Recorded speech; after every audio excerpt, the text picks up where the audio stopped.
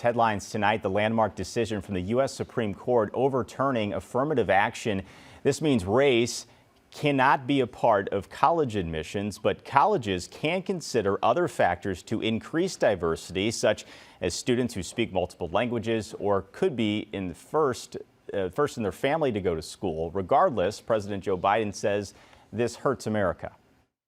Today, the court once again walked away from decades of precedent. The court has effectively ended affirmative action in college admissions, and I strongly disagree with the court's decision.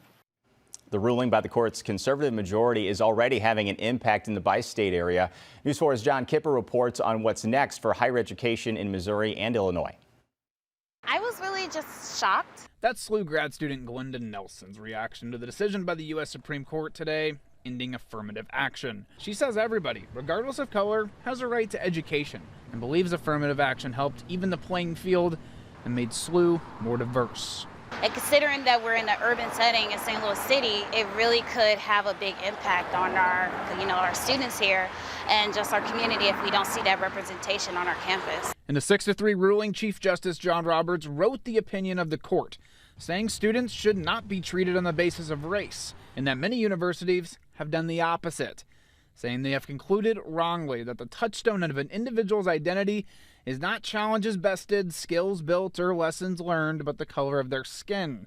Our constitutional history does not tolerate that choice. The impact that slavery and Jim Crow has had on the African American population and continues to have, you can't discount that. And people tried to. The president of the St. Louis chapter of the NAACP, Adolphus Pruitt, says there's good reason affirmative action existed due to racism dating back to slavery. He's optimistic local universities will do their best to keep diverse classes. Washington University says they will. In a statement, Chancellor Andrew Martin writes, "We're reviewing the Supreme Court decision to understand how it will impact our admission processes, and we will make necessary adjustments to ensure that we are following the law while maintaining student body diversity as a foundational priority."